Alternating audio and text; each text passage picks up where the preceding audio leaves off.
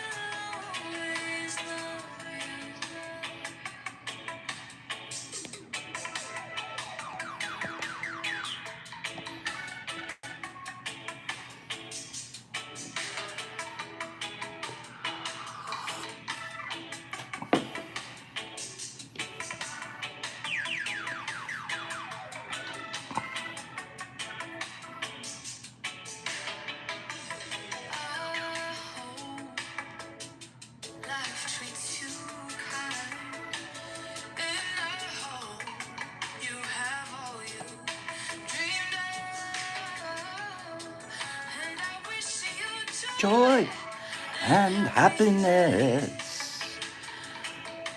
Most always love.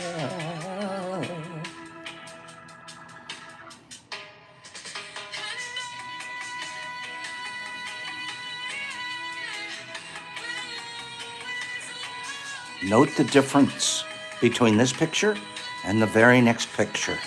Same tub, same angle. What's the difference?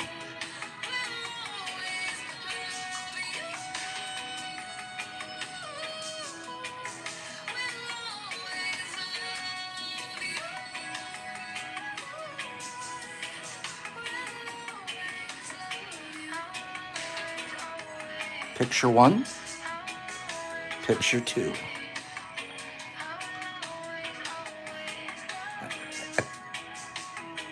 You guys are right on track.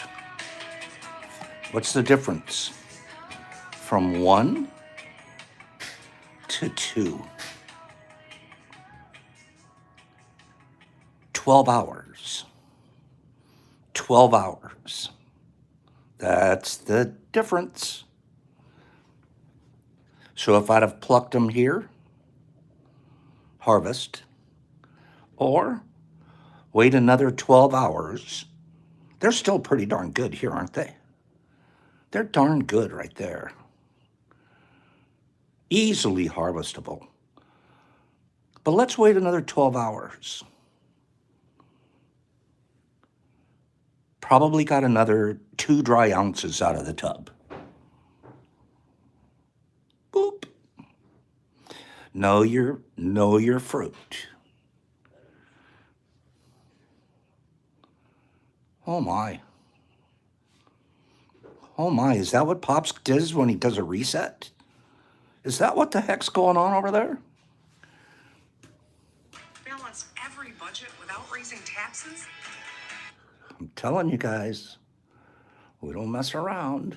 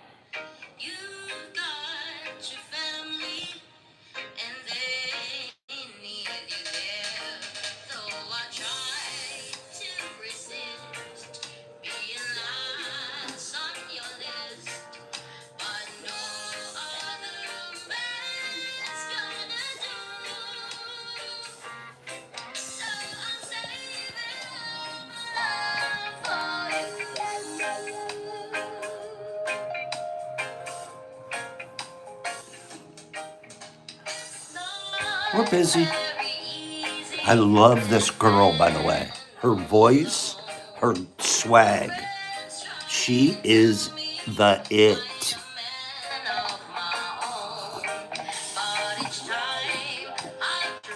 I try break down.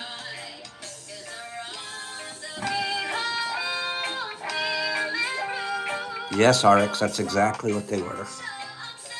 And all my love for my tubs.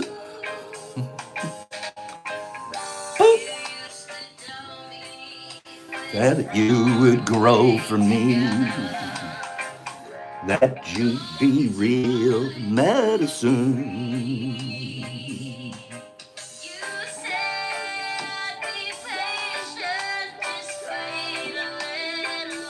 Be patient.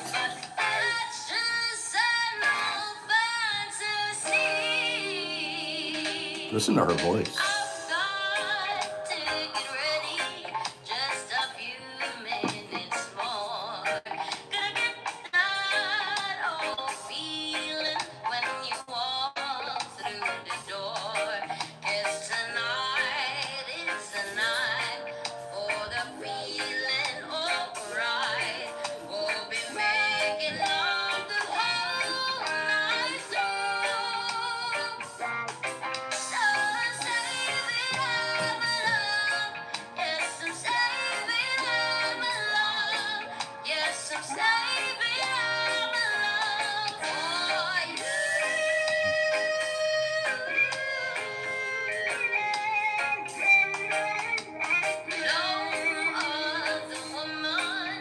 This is Querdas.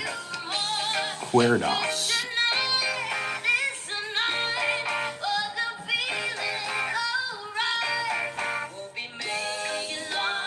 Oh, my. They do a lot of other stuff. Great covers. I can do covers like this without getting copyrighted.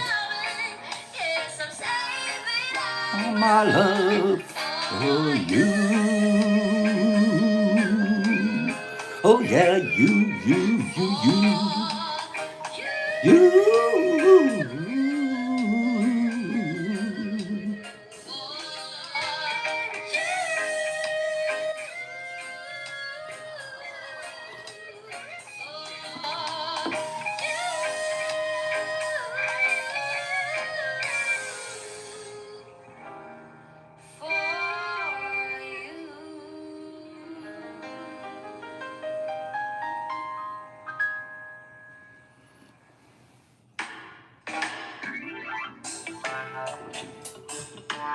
Great stuff.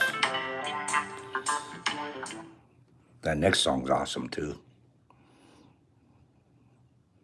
One of these times we'll just sit here and just listen to music and do comments all for 3 hours or an hour. So my wife got me this weird new tool for Christmas.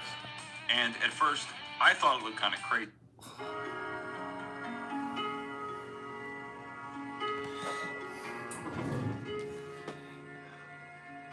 Bucket Tech, anyone? Bucket Tech, anyone?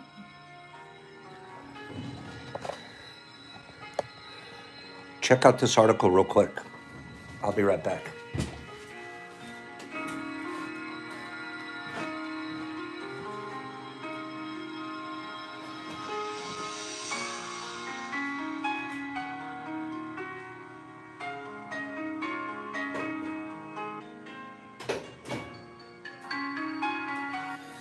I'm boiling water.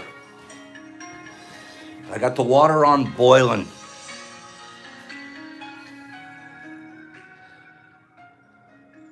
So that'll be the start. We're gonna boil some water. Be checking this out, this article. I'm gonna get back to it here shortly, but we have to get some water, boiled water, into the tub. So let's do that first. Okay? Let's do that first. Let's get that going. Here we are. Oh boy. Looks like Big Boy's here. Big Boy came this morning to the house. He's such a good guy. He's coming to help me do some yard work.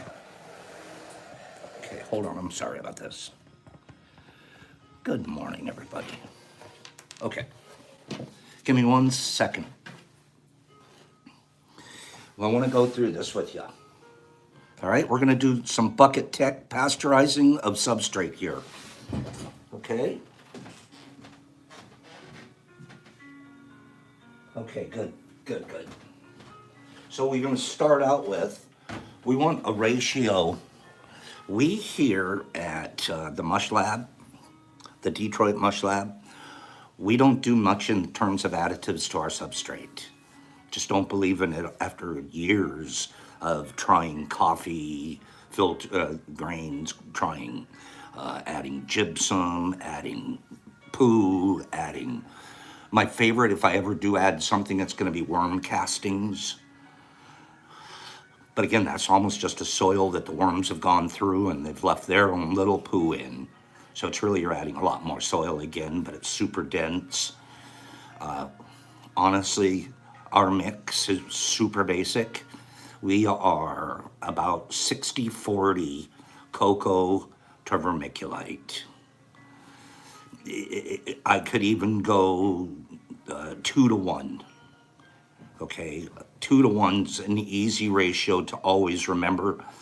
2 amounts of cocoa versus 1 amount of vermiculite. Add those two together, and it's a cocoa and vermiculite mix. That's about all we use. So if I get somewhere close to a 2-to-1 ratio, somewhere in that category, I know my substrate's going to be about the right mix. Why do we even add vermiculite to the cocoa in the first place? The reason is if I just used cocoa by itself, which is a great growing medium, it doesn't add a lot nutritionally to what we're growing. But what it does is it creates a substrate. It's the platform, it's the base that our mycelium that then gets to network in and through. Consider it soil outside with roots and it's all aerated and mycelium can move through it quicker. The Spitzenkorpers that are at the end of our mycelium that are firing off the vesicles, they can move through it when it's looser. And it also holds a fine amount of water. The field capacity is really easy to keep on the cocoa. But the vermiculite's what helps us with that. I'll get to that in a moment. Back to the cocoa.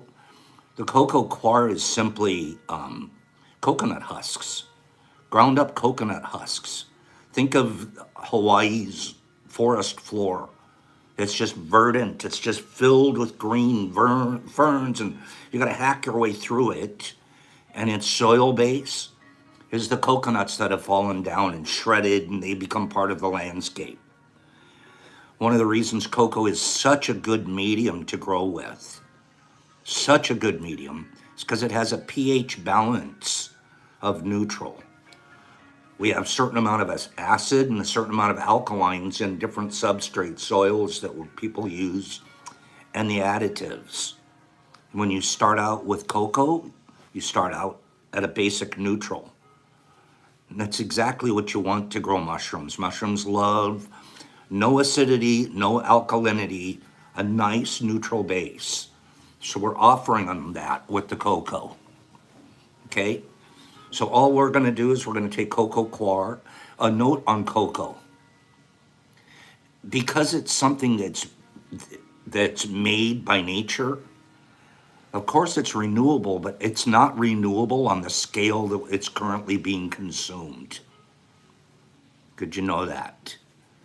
Cocoa coir is being used like by all of the different kinds of gardeners now. The secret got out 10 years ago. The weed growers started using it. Now us home growers are using it. It's an incredibly good product. Find a good source, stick with it for the purposes of being able to always know how to calculate your substrate. There's lots of sources for cocoa. One of the best places that we know of is just go down to your weed grow store. The people that supply the stuff for the weed growers, the bulk weed growers, they have it there. They have the cocoa there. They have the vermiculite there. If you can't get out to a store, Amazon has it. You can have this stuff mailed to you, okay? But my suggestion is whatever you use, use the same thing all the time. Because sometimes cocoa mixes are a little different. We used to start with loose cocoa in a bag. It was already loose. It was easy to work with. And then I found out there's actually there's one that's a little easier to work with. It just takes one more step in the preparation to go through. Okay, really, Vegas Home Depot has it too. See, that makes sense. They'll probably have it in their gardening center, right? So, is everybody up with me so far? I have not even been reading the comments. Are we good right now? Give me a couple more likes. Where are we at? I want to be very clear. Okay, I want to be very clear. There's millions of different, everybody that is growing at their own house can come up with their own substrate mix. Let's remember what the word substrate means. Again, substrate's just something that we can grow it on. Substrate is our agar inside of a plate. The agar itself is the substrate, right? Right? That's agar, substrate. When we have grain sterilized inside of a jar and we're ready to inoculate that, that's substrate, right? The grain's a substrate. That's grain substrate. Now we're talking soil substrate. It's simply something that we want to grow our mycelium on. So it's not really complicated. I'll tell you what happens. Our ego, our human ego wants to be smarter than everybody else, be the better guy, be the smartest guy in the room, and I'm going to even be smarter than mushrooms. Guess what? It's never going to happen. You're never going to be smarter than a mushroom. My ego came to that conclusion a couple of, maybe 2 years ago. And all of a sudden I could start growing big fruit. I gave up. I surrendered to the power of the mushroom being much, much smarter than I am. They've been around how many billions of years?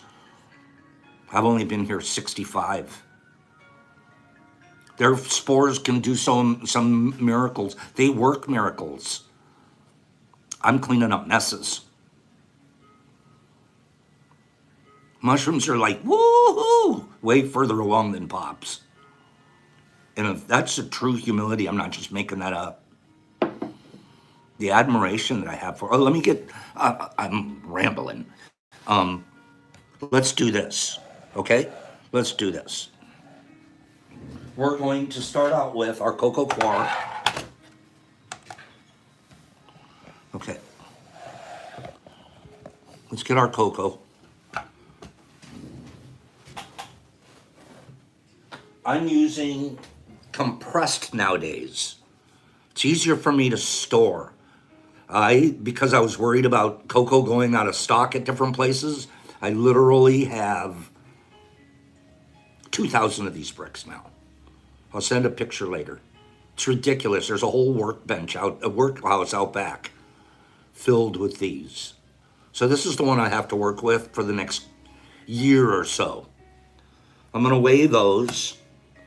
And between the two of them, 2.7 plus, I'm going to just round this off for the purposes of us doing, it's about 2 3/4 pounds.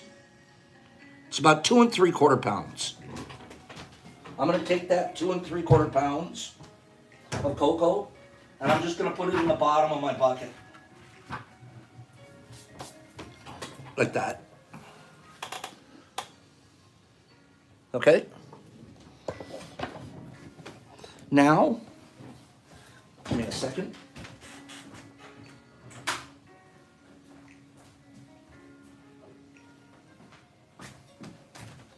I'm going to get rid of the weight of a jar, which is, okay, we're at 0. Now I'm going to come over here and I'm going to take my vermiculite. And I'll take vermiculite. And 1 jar filled up to about there is close to a half a pound of vermiculite. So if I had 2 3/4 pounds of cocoa, how many pounds of vermiculite would I need? somewhere around 1.4, 1.35, something like that, to get a 2-to-1 ratio. Okay? Yeah, you saw Ruff. He's running around. So what I'm going to do is I'm going to take my first half a pound and I'm going to pour it in there. And I'm going to take another half a pound and I'm going to pour it in there. So I have almost everything. I've just left a little bit of vermiculite for later. The rest of my vermiculite mix. Okay? So now, I've already been doing this as we've been waiting here. So hold on. Okay, hold please.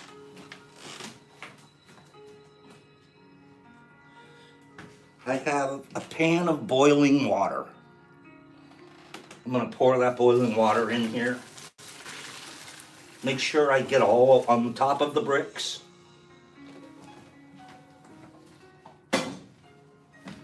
And as quick as possible, I want to close that up. And I'm just gonna let it sit like that for about 15 minutes. Somebody be a timekeeper. Remind me when we're 15 minutes from now. And we're gonna do, oh, hold on 1 second. 1 second, I got one more thing to do. I have to go start another batch of water boiling. Give me 1 second.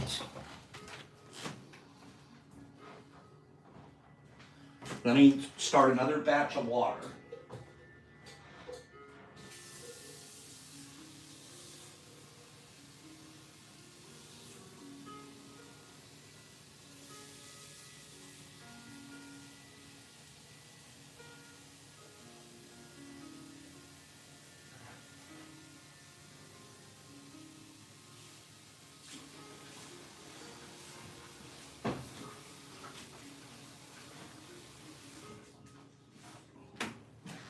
Okay, now I'm back. So the first batch of water that I added, what we're really doing, because I'm using the compressed cake, what I have to do, because it's a compressed cake, is I do it in 2 steps. If I was using already fluffed out cocoa, I could do this all in 1 step. Put all the cocoa in, all the vermiculite in, all of the water in, let it steam inside there, shake it up, let it cool, the batch is done. When I'm using the compressed the way I do, okay, when I'm using the compressed, I do it in 2 steps. I do a first step where basically right now those bricks are in there melting, okay? They've gotten their first batch of steamed water on them. They're also being steamed inside there. And they'll easily break up when we do our next step. If I didn't do it in 2 steps like this, the batch doesn't mix out correctly. Okay? So we have them, it's over here steaming away. And in about 15 minutes, we're gonna open that up. We're gonna add the last batch of vermiculite, a little more water, and then we're gonna close it up again. Okay? That's it. That's all there is going to be to it. The first question should have been, how much water did I put in? 6 quarts, my first batch. So when I used almost 3 pounds of cocoa and almost 1.5 pounds of vermiculite, right at those numbers, I'm going to use about 10 quarts of water. My first batch that's in there melting and steaming is 6 quarts, and I'm boiling another 4 quarts as we speak. Okay? Any questions so far on this? Does anybody have any questions on Bucket Tech? I've probably talked too long about it. I apologize. Any questions? Now, the way we do it, we'll go through and do like 20 buckets all at the same time. Just line them up. And then you wait about half an hour, you go back and you hit the second phase. And then we'll wait about 6 to 8 hours. And then they're ready to go. Usually, though, I make them the day before I'm going to make the tub. Okay? So Mamos wants to know, how does the process go? You could go back and watch this tape here, Mamo. It'll to explain it to you. Okay? I have to start bucket teching. Never tried. My fave is a big Corningware casserole. Okay? I have to remix again later. Yes, I'm going to mix it twice. Right now, I'm letting it steam. You notice I haven't even mixed it. That brick sitting in there, just getting the water that was put on it and all the steam inside there. Those bricks are sort of coming apart. They're decompressing. They're losing their anxiety. They're in therapy, okay? And so we're going to take that bucket and we're going to show you in 15 minutes, we're going to open the lid and show you what it looks like after their first therapy session. Okay? RX is the total 1,300 grams. I can't tell you in grams right now. I was working in pounds right in front of you. I just go with the 2-to-1 ratio the way we do it. I mean, I'm not telling you what to do. I'm telling you what we do. I do a 2-to-1 ratio. And then usually I've already calculated out the water amount I need. For 3 pounds and then 1.5 pounds of vermiculite, like I just mixed in front of you, 10 quarts of water will give me a nice field capacity. Okay?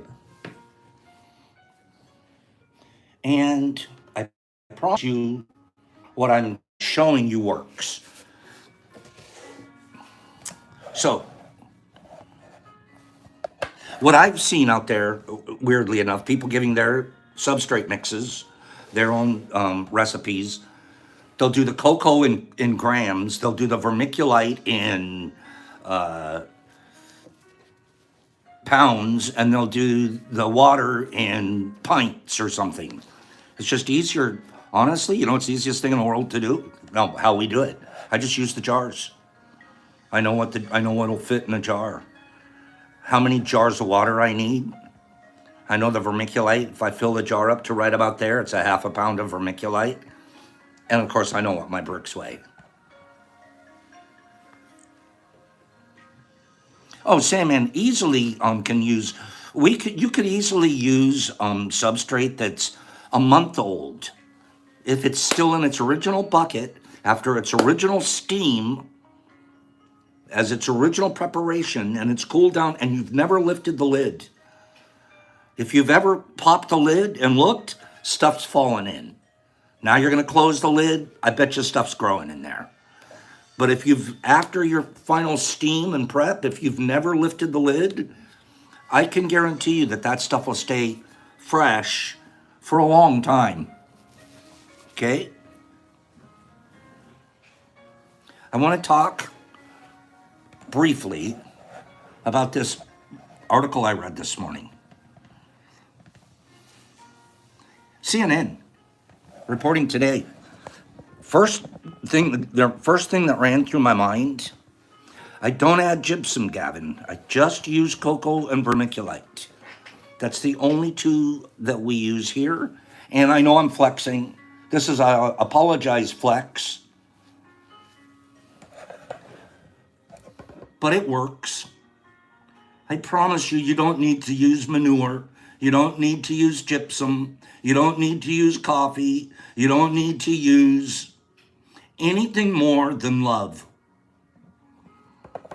I promise. I was mentioning this earlier. The human ego wants to outthink everybody else, wants to outthink all of the other growers, wants to be the smartest, wants to have a proprietary blend of my own. I'm the scientific genius, and my soil is... It has very little to do with your soil. That's the substrate. That's like saying your agar is special.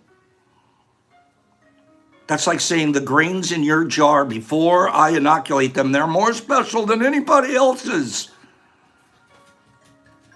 No, they're not.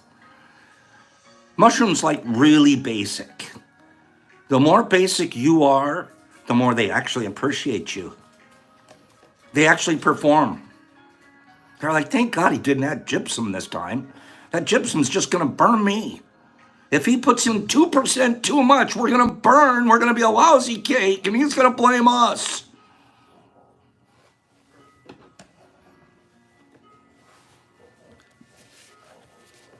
This is Pops' point of view, clearly.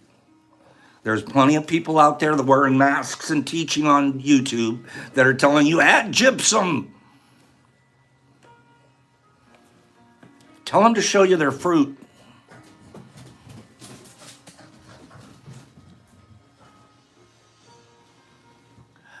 Good question, Vegas. When we're using tap water is fine, especially for the boiling, because we're boiling any of the bad ingredients out of it. It's sterile water when we're pouring it into the bucket. It's as clean as it can possibly be because it's boiling. So it does not need to start out distilled. But that was a good question. Back to that article. CNN. Has Pop sort of made his point that he only uses cocoa and vermiculite and that it's good enough? And that everything else, we're making it up because we want to be like, and I know this because I was the guy. I was that guy. I was the guy that was like, I have a special, but I did it for 6 months. I was doing tray after tray after tray of different, I'll add 5% gypsum to this substrate. I'm going to add 7% and cataloged it all. And I'm a scientist. I'm going to come up with the perfect blend. And at the end of the day, when I'm measuring out the harvest, because that's going to tell me what worked and what didn't, guess what I found out here? Cocoa and vermiculite by themselves work the best. I'm not even making that up. It's a true story. If gypsum or any of these other additives helped, I would be telling you all about it right here. I'm like actually I'm being a prophet for basic. Please be basic. It's good for you. Severe depression eased by a single dose of synthetic magic mushroom. A single dose of a synthetic version of the mind-altering component of magic mushrooms, psilocybin, improved depression in people with the treatment-resistant form of the disease, a new study found.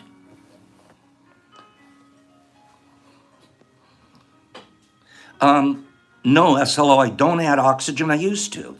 I've ran experiments where I've actually pumped oxygen into the soil during the grow. I've also pumped CO2 into the soil from CO2 tanks. The CO2 was terrible. The end results were it actually burned things, and the shrooms are like, we don't like CO2 being added to the soil. Oxygen being added to the soil did not make a difference. Oxygen added to the air does. If you pump fresh oxygen into your tub, your mushrooms will appreciate it. You'll see growth. The problem with pumping oxygen in is you're probably pumping humidity out at the same time. So the balance, I always would err on the side of just natural. I don't need to pump something in, and I just need to make sure my tub's humid. This study found that it improved depression in people with a treatment-resistant disease. The randomized double-blind clinical trial, which authors called the largest of its kind, compared results of a 25 milligram dose to a 10 milligram dose and then a 1 milligram dose of synthetic psilocybin. It was administered in the presence of trained therapists.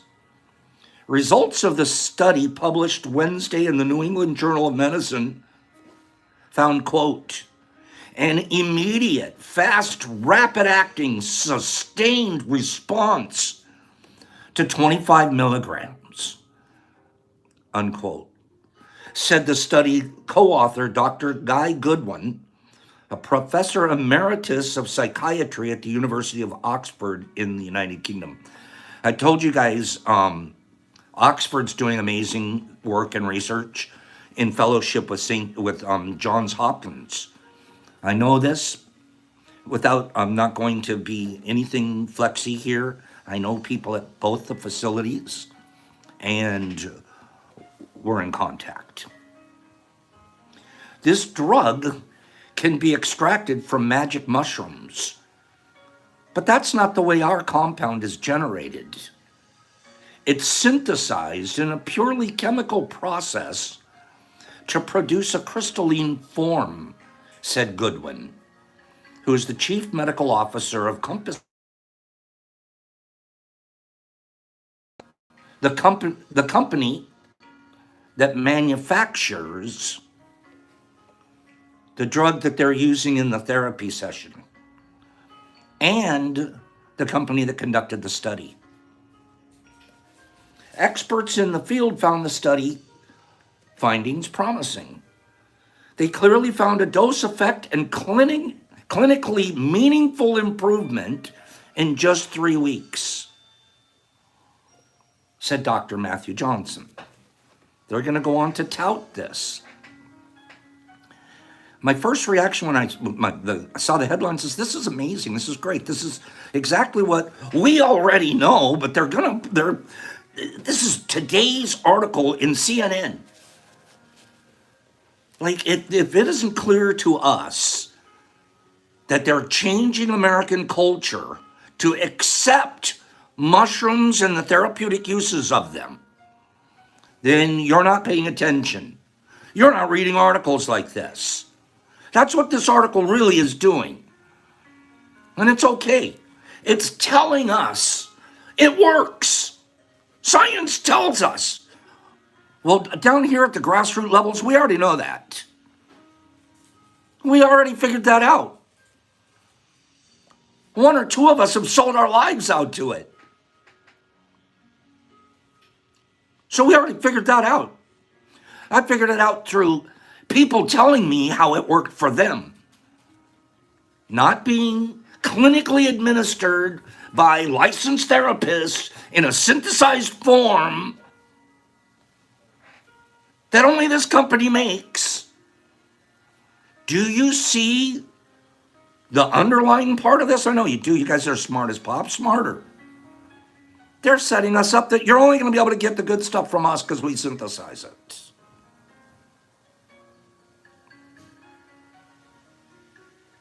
Oh, really? Do you know what I grow in my house, dude? And it's natural. And if you think your synthetic crap is going to be better than natural, then you haven't been paying attention to the globe. Let's do a little more research.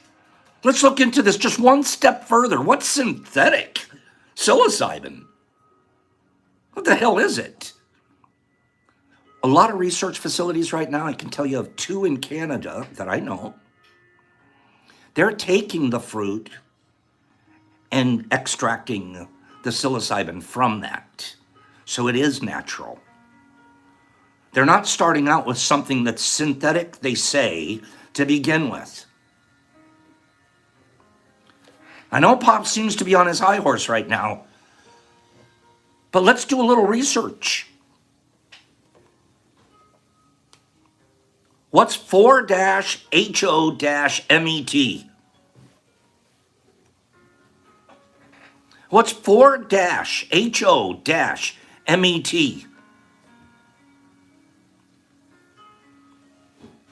I have inquiries into the people that are involved in this study to find out, is that what you're using? Is that the synthetic mushrooms that you're talking about?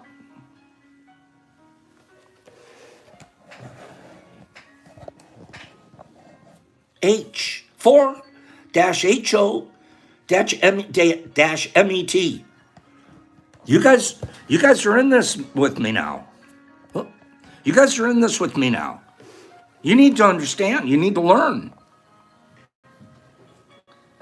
4-HOMET is a lesser known psychedelic drug. It is structurally and functionally analog the same as a psilocybin.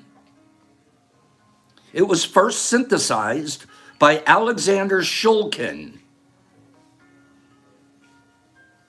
Very little data exists about the pharmacological properties, metabolism, and or toxicity of 4-HOMET. There have been no reports of deaths from 4-HOMET, even though people have reported taking doses up to 150 milligrams.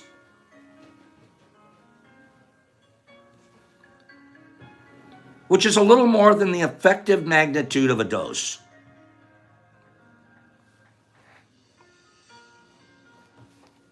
I gotta learn more still. I don't have an opinion yet. But I have a feeling that that's probably the kind of stuff that they're using in some of those tests. And I have a feeling that it's nowhere near as strong as the stuff you and I can grow in our basements and give to each other. Compass Pathways, Liam, you're it. One of the guys in the study is the president of Compass Pathways. What's Compass Pathways going to do? They're going to try to corner the market on psilocybin. So I have a lot more to learn. I'm going to continue to look into this and study it. I'm personally never heard of 4-HOMET before this morning. So I'm still working it out. But I do have this to say. Guys, I started saying this well over a year ago. Not trying to be Nostradamus or something like that. I'm not. I'm not Poptradamus. No. It's so clear when there's money on the table, the pirates are going to come and try to grab it. They've tried to grab it from me personally out of my basement and out of our nonprofit organization fund 3 times. And those aren't even big pharma people. Those are like basement billies.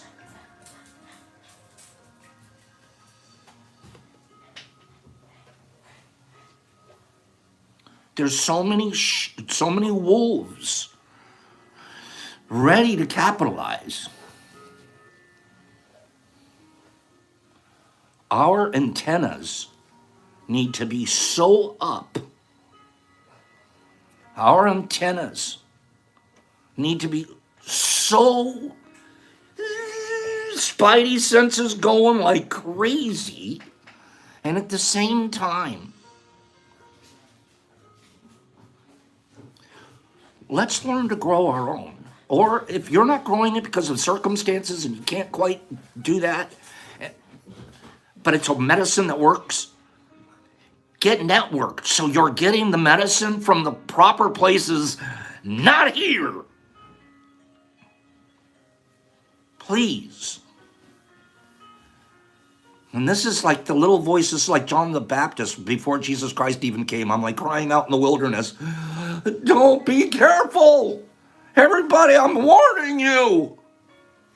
I feel sometimes like that.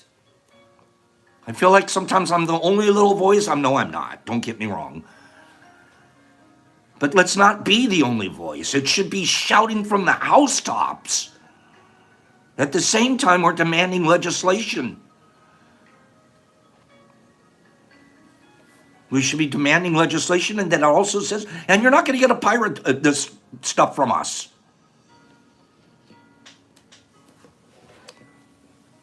Here we go.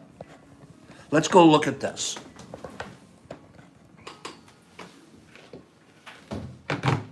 Oh, yeah, smells so good when you open it up. Oh, yeah. So you'll see that this one brick right there, see how it's completely blown up? There's another one sort of buried under the vermiculite there. It's blown up too. You see how they've blown up quite a bit? So now what I'm going to do, I usually do this. Excuse me. I usually do this outside, not in the office. But I will take this now. See why. At least I had a towel on. Okay. Here we go. I'm gonna take this now and I'm gonna shake it up really good. Really good. Okay? How come every time I do it, I just spilled some dirt out? How come every time I do it on here, I end up making a mess? And when I'm doing it at the grow house, it's always perfect. What's up with that, Pops? So now that I've shaken it up, I'm gonna add one more jar of vermiculite, the last amount. And then I have the water boiling.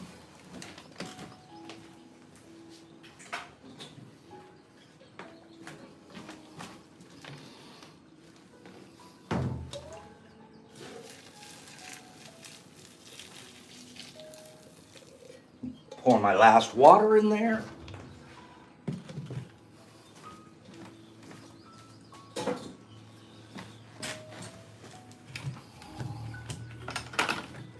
Later today, when I can open this up, I will. About 4 hours or so, 4 or 5 hours, and I'll film what I see and I'll put it on IG. But that's all there is to it. You're not supposed to spill it when you shake it, but that's why I brought the towel, just in case I was going to make that mistake. But so that's all there is to it. Okay? So we'll let that continue to steam away. We'll let that right there continue to steam away, and it'll take about you can feel it. You can feel the bucket itself's cool again. And once the bucket is cool, well, I'm going to shake it a couple more times without spilling it, and get it really well mixed, and then I'll open it. Okay? Oh yeah, I definitely have to shake it, Goonie, because that breaks up that melted brick. I should have showed it to you, but after I shake it the first time, that brick breaks up. And now it accepts one more batch of vermiculite, another batch of water, and it's in its final steam phase. Okay? So, we're doing good here. Excuse me.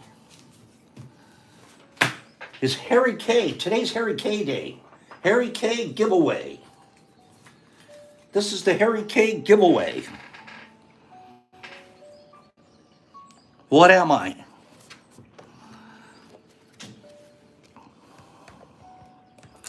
What am I?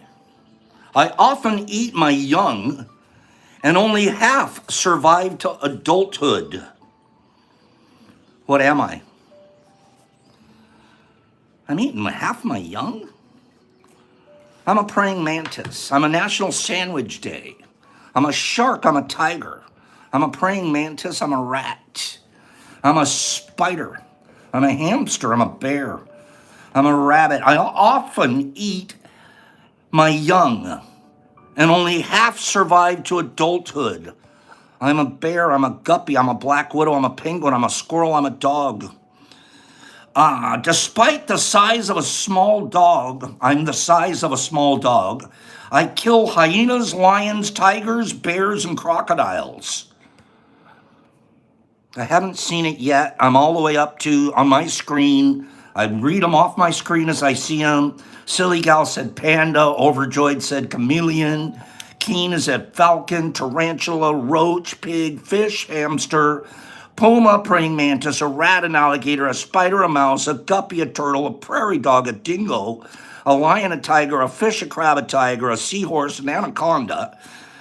Despite being the size of a small dog, I often eat hyenas, lions, tigers, bears, and crocodiles, prairie dog, spider, eagle, rabbit, jackal, chicken, leopard, a tarantula, a bear. Carry on, be more specific. There it is. Goonies got it. Carry on, you were close, but the actual answer is a honey badger. Honey badger. Anybody that said badger's not quite right, according to this card. I am not a badger, as my name suggests. A honey badger is not a badger.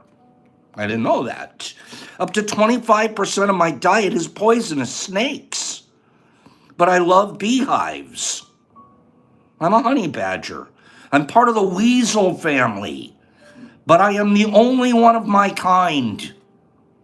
I often eat my young and only half survive. I kill hyenas, lions, tigers, bears, and crocodiles.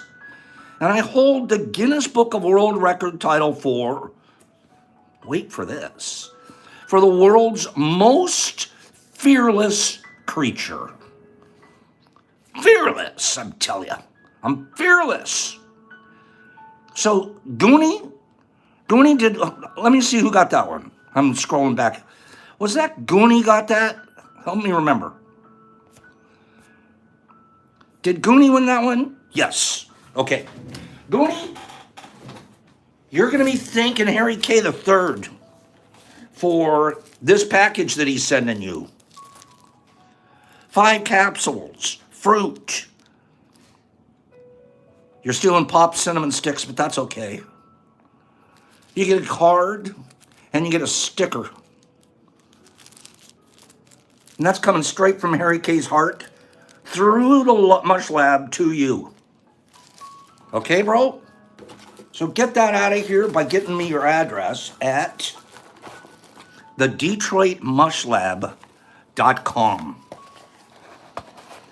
I'm going to tell you a secret, Goonie. There's going to be a separate little prize in there, but I'm not going to put it on here. I'm going to put it in here. Shh. Don't tell anybody. Look for the secret package inside this box. Okay? The DetroitMushLab.com. Hey, we're blowing up over there. We are blowing up. We're so busy, I don't know what to do. Where else are we blowing up? Over at the Grow House. Did you guys see that? Hold on. One more flex. Who does this? Pops. Shh.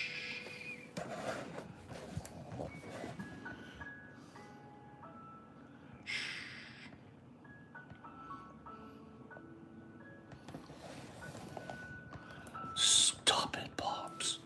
Stop showing off. It's a lot of hard work, man. Took me a while to get back.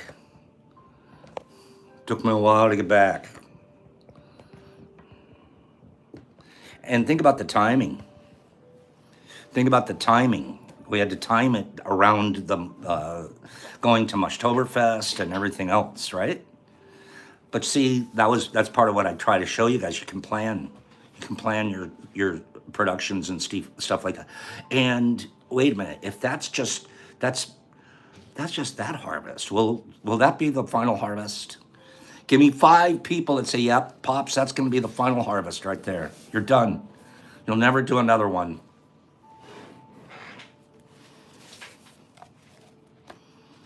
I dare you to say that to me.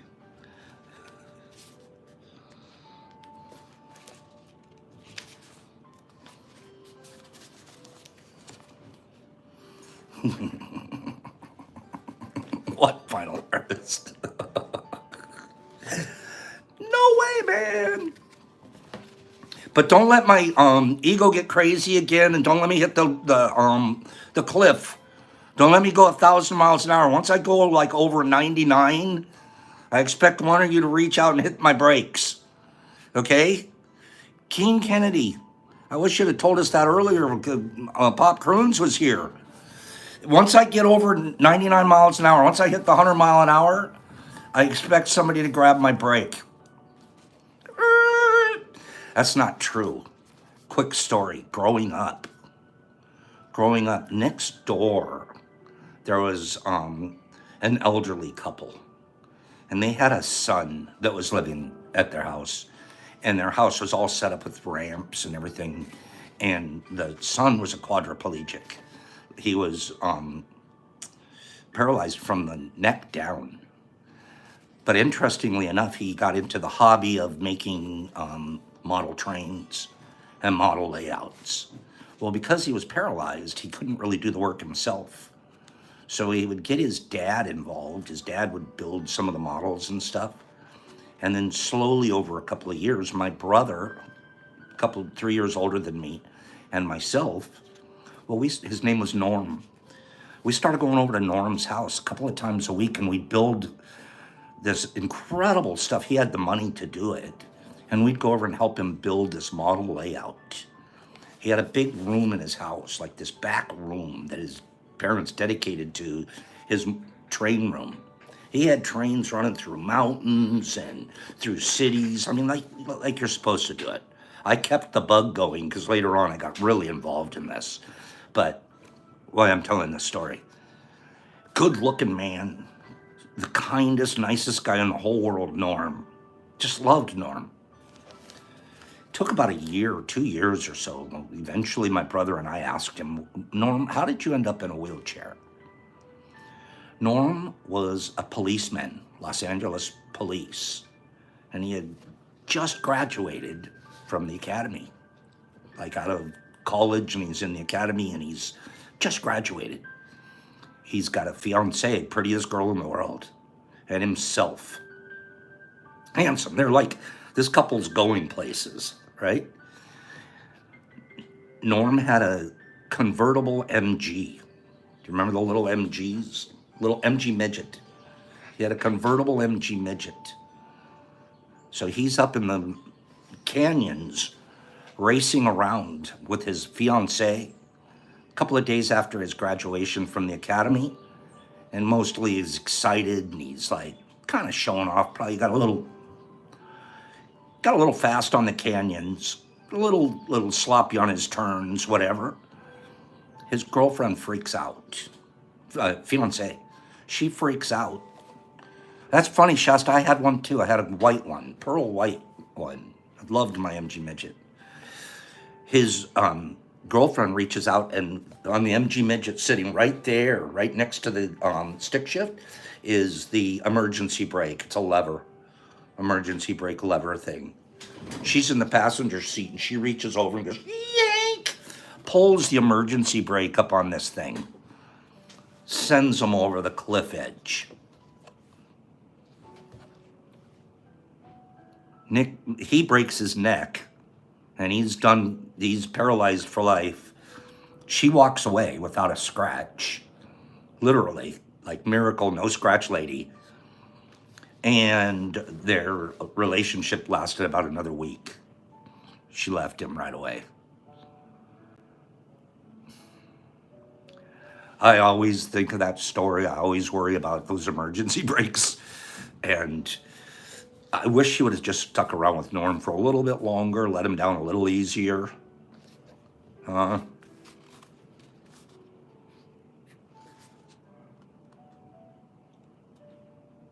Old Norm. Norm Hoos. It's sad, huh, Kim? Boop, I'm out. And I mean, I can understand. She probably had a hard time seeing him because she probably felt the guilt complex from it and everything else, too. You know, I did that. Who knows? Who knows? How does one drop an attachment? Let's talk about this for about 5 minutes. Okay? Was that because I don't want to on that bad story. But it's like, let's be careful. Let's be careful out there. I don't think too many cars have that emergency brake option anymore anyways. I think they've taken that away. How does one drop an attachment? People try to do this through renunciation. Yes, it's page 115. What's renunciation? It means I'm going to renounce it. I'm just going to claim I'm never going to do it again. I'm going to renounce the attachment. But to renounce some bars of the music, to blot them out of one's consciousness, creates exactly the type of violent conflict and insensitivity that clinging does. So try to blot something out. It's just as bad as clinging onto something. That attachment. If you think getting rid of it's going to work by just blotting it out, our author wants to tell us you're wrong. Once again, we've hardened ourselves when we do that. We just renounce it. We're no longer open to sensitivity. Kind of makes sense. I didn't even think of that.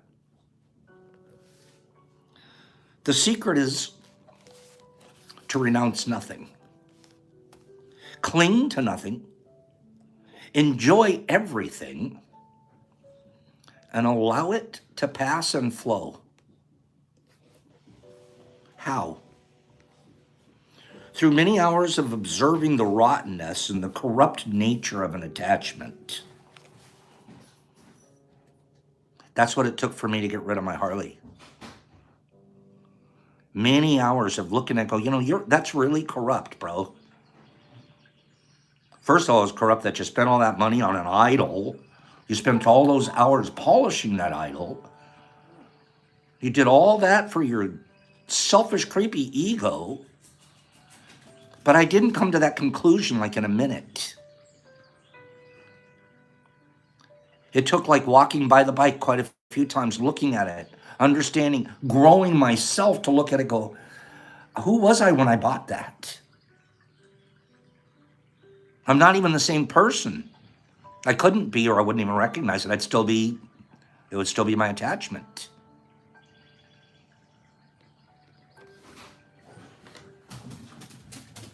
Through many of hours of observing the rottenness, you generally concentrate on the thrill, the flash of pleasure it brings, but contemplate the anxiety, the pain, the unfreedom. Simultaneously, contemplate the joy, the peace and freedom that are yours each time an attachment drops. Then you'll stop looking back and allow yourself to be enchanted by the real music of the present moment. Finally, take a look at the society we live in. Rotten to the core. Infected as it is with attachments. For if anyone is attached to power, money, property, fame, success, if anyone seeks these things as if their happiness depended on them, they're actually considered productive members of society. Dynamic and hardworking. In other words, if they pursue these things with the driving ambition that destroys the symphony of their life and makes them hard and cold and insensitive to others and to themselves, society will look at them as dependable citizens.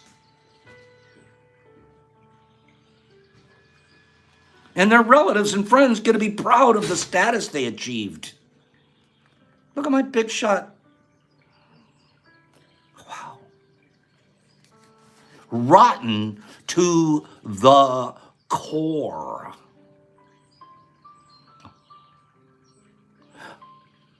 I say I never do it, and then I do it. I try not to talk about religion here. I try not to talk about politics.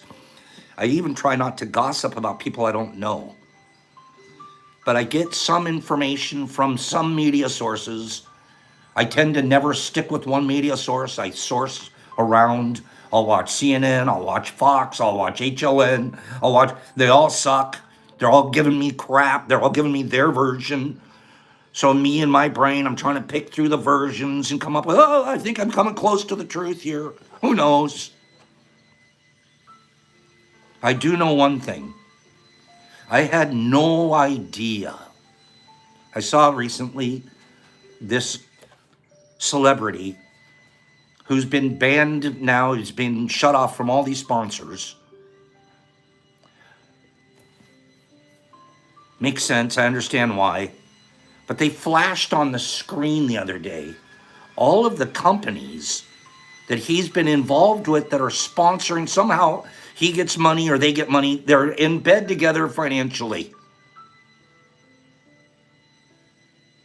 And these guys are all, okay, well, as of today, we're getting rid of him.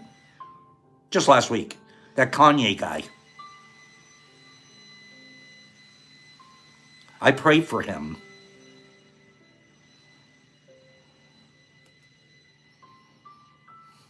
I had no idea the money he was worth. From that kind of a perspective, from the place that he's coming from, that you talk about a rotten, sick society, that people make a celebrity out of other people. Let's not pick him alone. Billionaire Harry. No, he only lost 600 million out of it. He's only worth 400 million now. Are you kidding me right now? That's what successful people look like? I had no idea that many people hitch their wagons to that. That many corporate organizations. Not one of them has reached out and said, hey, can we sponsor Tea with Pops?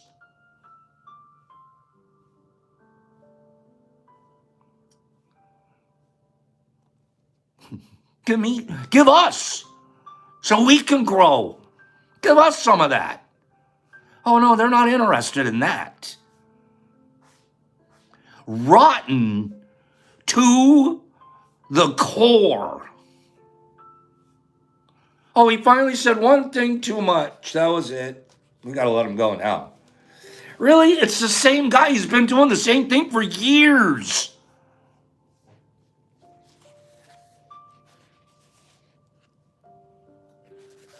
How many so-called successful people do you know that have retained the gentle sensitivity of love that only unattachment can bring? This guy's attached to that particular character, is attached to being attached to greed, corruption, money, fame. I need to be on tweeting, and I gotta be talking, and I gotta show, and I gotta do. How do you sleep at night, dude? Not just him, I'm talking about, oh God, we could pour 1 million people into this plot. I'm sure of that, Carry On. That's why I pray for him, because I sense a mental illness there, and I'm not attacking anybody. I sense mental illness and come from a place of kindness. I'm not in any place pushing anybody out of a wheelchair here. I want us all to remember they're in wheelchairs.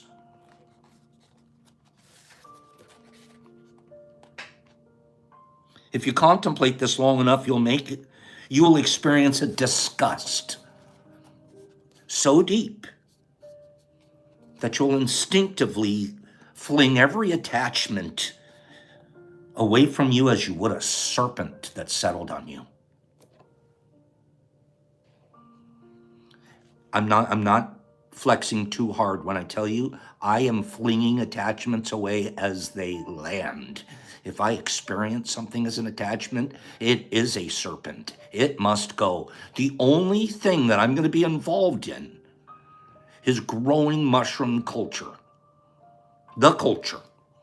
At whatever way I can come at it, that I think is impeccable and will show results. I don't want to work at something and think, oh, I'm going to work, and it's not going to show any harvest. That would be silly, especially at my age. Anything else, I instinctively today, I can see it, here it comes. Why does Pops want a new boat this season? Really? And it's in my brain. Jeff and Kevin and I, we could look so good on the water, throw a couple of bucks and we'll get ourselves a $30,000 fishing machine. Really? Do you know how humble our fish boat is? And we're going to put a brand new fish finder on the front for the first new thing that's going to go on in 3-5 years. And we're going to still outfish the whole river. We're getting Kevin a tool to be even a better fisherman at the front of the boat. That's all. There's many boats, man. I got to have 7 fish finders on it all the way around. The coolest boat. And I look at those boats and my immediate reaction is attachment. I want one of those. I'd love to be there. Come on, man. I want to show up at the ramp with that boat. And then I go out with Jeff and we catch fish. And his boat's been around for 25 years.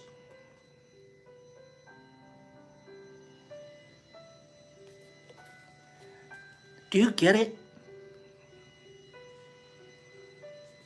And I don't think that I'm not standing at the dock for about 3 seconds going, cool, good. Man, all I have to do is put a little down payment and I can get one of those. Oh, God, that's a nice looking boat. I could be all shiny. I could drive down the road and everybody look at me in my boat. And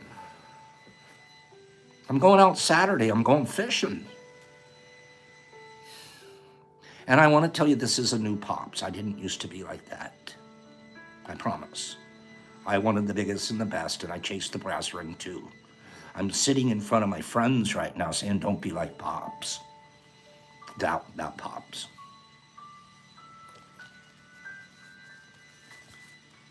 You'll disgust. You'll throw this attachment away from you like it was a serpent that had settled on you.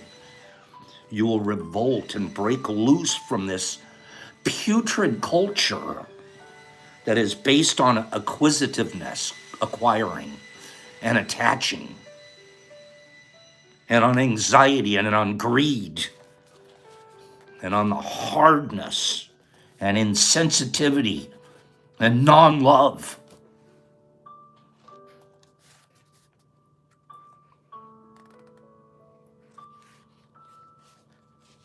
That's how it ends. How many respectable people do you know who have retained the gentle sensitivity of love that only unattachment can bring? I suggest we can be those. I suggest we all have the capacity to be one of those gentle souls. Let's do our final giveaway. Harry K. final giveaway. Give me 10 people that absolutely love today's reading. I did.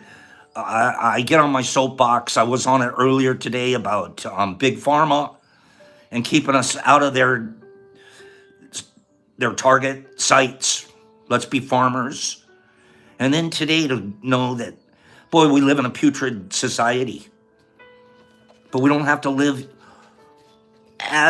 we don't have to be putrid ourselves.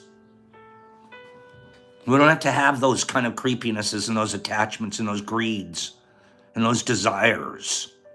We just don't need them. The ones we need are the ones that, and here we go back to Mushtoberfest. I need to see those friends again. I need the energy that they bring. I need to have them. I need to have another Mushtoberfest that I have them to look forward to. And knowing it's going to grow. How do I know? Because I've been watching it. 5 Mushtoberfests ago, there were 7 people.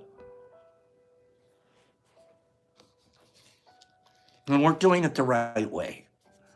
That's the part you guys should, every single person here, there's a lot here, and everybody's pushed the like button. You should be proud of yourselves because you're doing it the right way. You're actually here.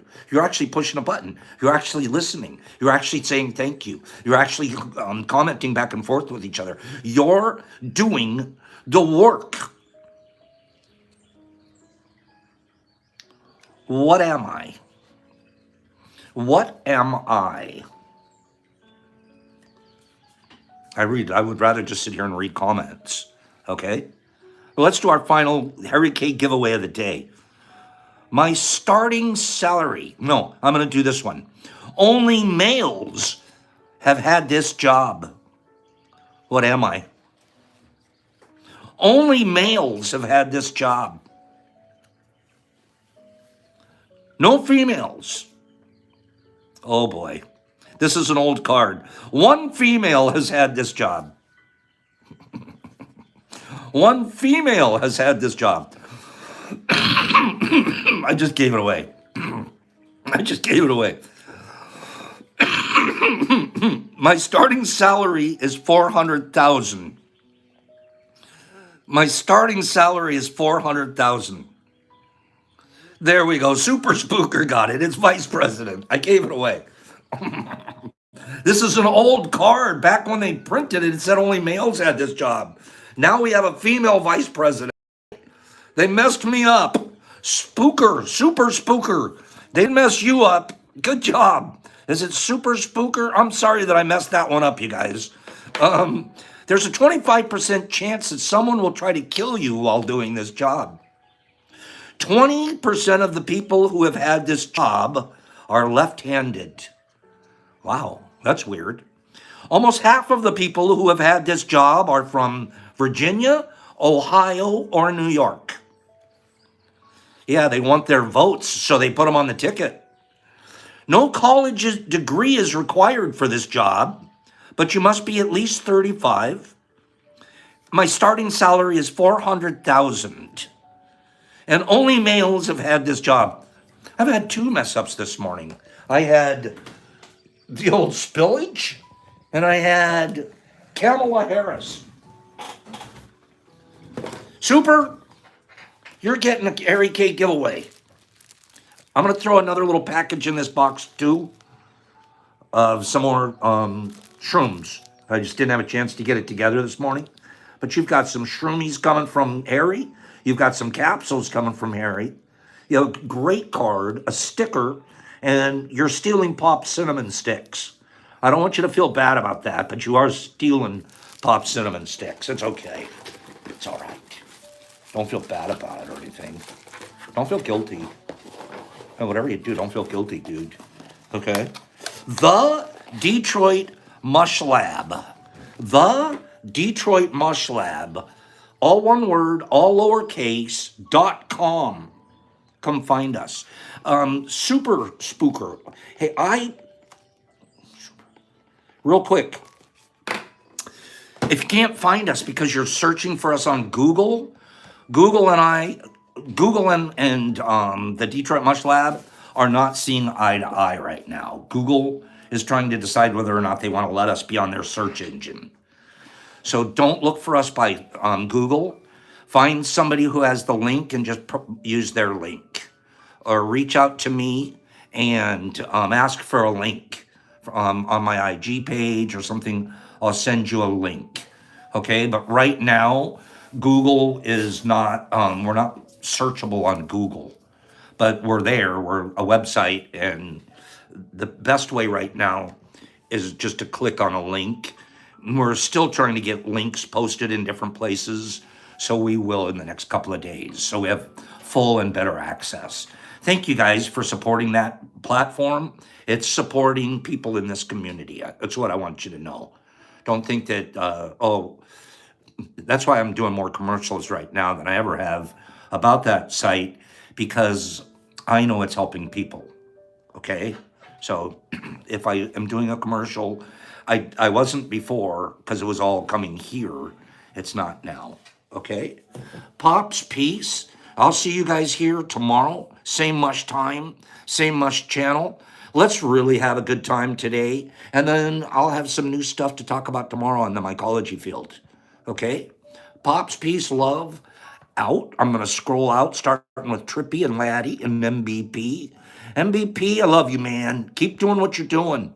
It's just great to see how excited you about your journey right now. Overjoyed. That's the answer. We'll figure that out. Truzo and Eric and Gypsy Life and Sid and Rebel and Laddie and Carry On. Talk to you soon. Papa Wheelie just ordered them. Good job, Pops. King, you've been so kind to me. Thank you. I lost. And Harry K, good job, bro. And Jesus Christ, I got your messages earlier today, Harry. Didn't have a chance to respond to the second one, but I knew I'd see you here. Thank you for everything you're doing and helping the community. Nerd Nature, Leonard, Trippin', and I meant that, Harry. Chrissy Chris, there you are. Carlotta, love you. Have a great day. Josh and Liam and Momo Nanga and Gavin and Rebel Rob and Joe Biden. I love seeing Joe Biden here instead of out there on the campaign trail. King Metro and Sandy Mandy. Sandy, we're killing it. Braden and Nitty Nat. And I losty, and Jesus Christ in Australia, City and Big Boy, I'm coming outside, Vegas and Mr. Phillips and Sidey and Faye and Mushmouth and Jesus Christ. MVP, Overjoyed, MDK, Semster, Shasta Lady, Harry K3, Penny Pack, Papa Wheelie, Jeffrey Hodson, all the way from New Zealand, checking in to say have a great day. Joe Dubes and Jackie and Dave Wombat. What do you mean now it's time to get to work? You work 24/7, bro. DJ and Sarah Bear and Eric and King and Stephen Willens. Kingy, RJ, Slingy, Nitty Nat, Davey, Kevin, Jackie Cat, Cap Tank. There's Cappy.